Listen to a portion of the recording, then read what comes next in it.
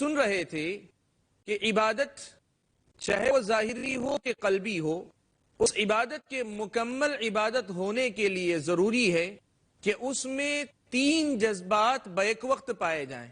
اس میں محبت کا جذبہ بھی ہو، اس میں خوف کا جذبہ بھی ہو، اور اس میں رجا، اللہ کی رحمت کی امید، یہ جذبہ بھی اس کے ساتھ رہے۔ تینوں جذبات کے ساتھ عبادت مکمل ہوتی ہے۔ کچھ لوگ یہ کہتے ہیں کہ عبادت صرف محبت کے جذبے میں کرنی چاہیے، ثواب یا عذاب کی امید اگر ہو تو یہ شرک نہیں، یہ شرک نہیں ہے، یہ نہ ہو تو یہ عبادت میں خلل ہے۔ اس لیے کہ اللہ تبارک و تعالیٰ سے ڈرنا بھی ہے، اللہ سے امید بھی لگانی ہے، اور اللہ تبارک و تعالیٰ سے محبت بھی کرنی ہے۔ محبت اساس ہے اور اس کے ساتھ یہ دونوں جذبات اس کے تابع ہیں۔ اللہ تبارک و تعالیٰ کی ذات کا تصور اور ایک بندے کا تصور اور ایک بندے کی اپنے معبود سے جو محبت ہوتی ہے، وہ محبت جب تک خوف اور رجا کا جذبہ ساتھ میں نہ آئے وہ ادھوری رہتی ہے، وہ کیفیت پیدا نہیں ہو پاتی۔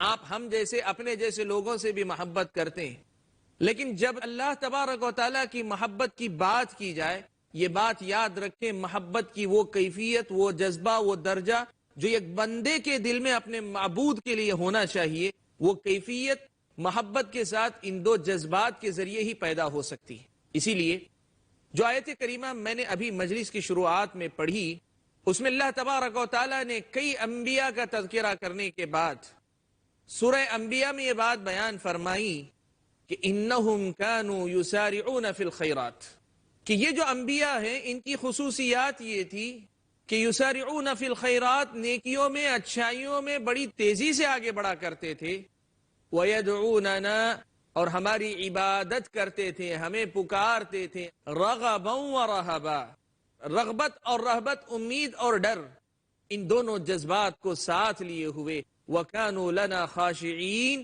اور ساتھ میں ہمارے سامنے خشوع اختیار کرنے والے تھے۔ سبحان اللہ۔ انبیاء کی عبادتیں یہ کمال کے درجے کی عبادتیں ہوتی ہیں، اور انبیاء کی عبادتیں خوف اور امید کے جذبے کے ساتھ ہوتی ہیں، اس لیے کہ اس کی محبت، اللہ تبارک و تعالیٰ کی محبت صرف ایک مطلق جذبہ نہیں، آزاد جذبہ نہیں، یہ محبت ایک بندے کی محبت ہے، اور بندگی کا وہ درجہ محبت کے اندر اسی وقت پیدا ہو سکتا ہے جب خوف اور رجا کا درجہ ساتھ میں ہمارے شامل ہو۔ ناظرین کرام، مقصود یہ ہے، بتانا یہ ہے کہ عبادت کوئی بھی ہو، کسی بھی قسم کی ہو، ظاہری ہو یا باطنی ہو، قلبی عبادت ہو، ان تینوں جذبات کا پایا جانا ضروری ہے۔ کچھ بھائی وہ بھی ہیں جن کے پاس اللہ تبارک و تعالیٰ کی رحمت کا تصور بہت زیادہ ہے، وہ رحمت کے تذکرے سنتے ہیں تو امید کا پہلو بڑھ جاتا ہے، توازن برقرار نہیں رکھ پاتے، جو حد ہے اس حد میں نہیں رکھتے۔ اور اگر کوئی آدمی اللہ تعالیٰ کا خوف دلائے تو وہ لوگوں سے کہتے کہ بھائی اللہ تعالیٰ سے ڈراتے کیوں اللہ تعالیٰ کو ایک خوفناک شکل میں پیش کرتے ہو؟ اللہ تعالیٰ تو بڑا رحیم ہے، بڑا کریم ہے۔ میں آپ کے سامنے پہلے اللہ تبارک و تعالیٰ کی رحمت کے پہلو کو ہی ذکر کروں گا۔ حضرت عمر ابن خطاب رضی اللہ تعالیٰ عنہ روایت فرماتے ہیں، صحیح بخاری و مسلم کی روایت ہے، فرماتے ہیں کہ اللہ کے نبی صلی اللہ علیہ وسلم نے ایک جنگ کے بعد قیدیوں کو اکٹھا کیا اور ان کو تقسیم کرنا شروع کیا، ابھی قیدی موجود ہی تھے، کہ ایک قیدی عورت اپنے بچے کی تلاش میں ماری ماری پھر رہی تھی، ادھر ادھر بھٹک رہی تھی، پھر اس کے بعد اس نے اپنے بچے کو پا لیا تو اسے اٹھایا اور اٹھا کر اپنے سینے سے چمٹا لیا۔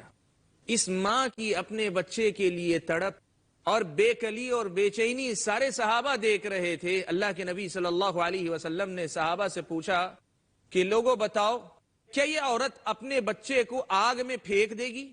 یہی عورت جو اپنے بچے کے لیے اس قدر تڑپ رہی ہے، کیا یہ عورت اپنے بچے کو آگ میں پھینک دے گی، جلتی ہوئی آگ میں؟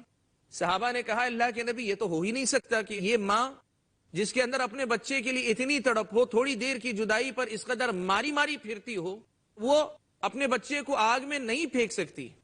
اللہ کے نبی صلی اللہ علیہ وسلم نے بیان فرمایا، کہا کہ یاد رکھو، للہ ارحم بعبادہ من ہذہ بولدہا۔ صحیح بخاری و مسلم کی روایت، اللہ کے نبی صلی اللہ علیہ وسلم نے فرمایا، یاد رکھو اللہ تبارک و تعالی یہ ماں اپنے بچے پہ جس قدر رحم کھاتی ہے، اس سے کہیں زیادہ اللہ تبارک و تعالی اپنے بندوں پہ رحم کرنے والے ہیں۔ سبحان اللہ، رب سے امید جگائے رکھو، رب کے سامنے مایوس مت ہو۔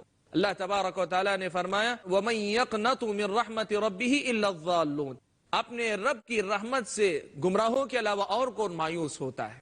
یہ امید کا پہلو ہے، لیکن کچھ بھائیوں کی غلطی یہ ہے، اس امید کے پہلو کا مطلب وہ یہ سمجھتے ہیں کہ اللہ تعالیٰ سے صرف امید ہی امید لگائے رکھیں اور خوف کے جذبے کو دل سے نکال باہر کریں، اللہ کا ڈر نہ ہو۔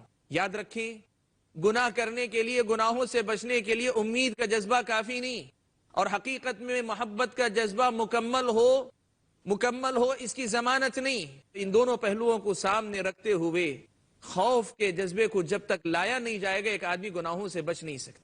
اسی لیے اس مسئلے کو ہم یاد رکھیں کہ اللہ تبارک و تعالیٰ نے صرف یہ نہیں کہا کہ اللہ تبارک و تعالیٰ بڑے رحم کرنے والے ہیں۔ سورہ حجر کی آیتیں جو میں نے آپ کے سامنے اس مجلس کے آغاز میں پڑھی، اس میں اللہ تبارک و تعالیٰ نے اسی مسئلے کو واضح کیا۔ نبئ عبادی انی انا الغفور الرحیم، میرے بندوں کو آپ بتا دیں، خبر دے دیں کہ میں ہی بخشنے والا، رحم کرنے والا ہوں۔ وَأَنَّ عَذَابِي هُوَ الْعَذَابُ الْأَلِيمُ، اور یہ بھی بتلا دیں کہ میرا عذاب ہی بڑا خطرناک عذاب ہے۔ یہ دونوں جذبات ساتھ میں چلتے ہیں تبھی توازن پیدا ہوتا ہے۔ ان دونوں جذبات کا آپسی توازن، باہمی تال میل حقیقت میں ایک انسان کو صحیح رخ پر لے کر جاتا ہے۔ اس لیے وہ بھائی جن کے دماغ میں یہ بات کہی ہے کہ اللہ تبارک و تعالیٰ سے صرف امید ہی امید رکھنی چاہیے، وہ بڑا رحیم ہے، بڑا کریم ہے، یہ ایک پہلو ہے، اور ایمان مکمل ہوتا ہے، ایمان مکمل ہوتا ہے، یہ عبادت مکمل ہوتی ہے اس کے ساتھ ساتھ خوف کے جذبے کو لے کر۔ اسی لیے اللہ تبارک و تعالیٰ نے سورہ مؤمن کے آغاز میں بھی اس مسئلے کا تذکرہ فرمایا، کہا غافر الذنب وقابل التوب شدید العقاب ذی الطول۔ اللہ تبارک و تعالیٰ نے اپنا تعارف کرواتے ہوئے کہا کہ غافر الذنب، گناہوں کا بخشنے والا ہے وہ، وقابل التوب، توبہ کا قبول کرنے والا ہے، شدید العقاب، لیکن ساتھ میں یہ بھی کہ بڑی سخت سزا دینے والا ہے، ذی الطول، اور بڑا با اختیار ہے، بڑا با اختیار ہے۔ سبحان اللہ، یہ توازن اللہ تبارک و تعالیٰ نے ہر جگہ برقرار رکھا ہے۔ اس لیے امید کو غالب کر لینا، خوف کو بھول جانا، یا خوف کو غالب کر لینا اور ڈر ڈر کے ایسے جینا کہ اللہ تعالیٰ سے جیسے لگتا ہے کوئی امید ہی نہیں، بس اس کا ڈر ہے کہ میں عمل کروں گا تبھی نجات ہوگی، عمل سے صرف کوئی نجات نہیں پاتا۔ یہ دونوں جذبات ساتھ میں لے کر چلو، عمل کرتے وقت اللہ سے ڈرو، اور ساتھ میں اللہ سے امید بھی رکھو کہ ہماری کوشش کے بعد عمل تھوڑا بہت آگے پیچھے بھی ہوگا، اللہ تعالیٰ انشاءاللہ قبول کرے گی، لیکن کب؟ ہماری اپنی کوشش کے بعد۔ تو عبادت جو ہوتی ہے ان تینوں جذبات سے جا کر مکمل ہوتی ہے، بنتی ہے، اور یہ تینوں کے تینوں جذبات ہوں تبھی عبادت عبادت کہلاتی ہے۔ اسی لیے اہل علم یہ بات ہمیشہ کہا کرتے تھے، الایمان بین الخوف والرجاء، ایمان جو ہے یہ بھی خوف اور رجا کے درمیان ہوا کرتا ہے۔ ایمان خوف اور رجا یعنی خوف اور امید کے درمیان کا ایک جذبہ ہے۔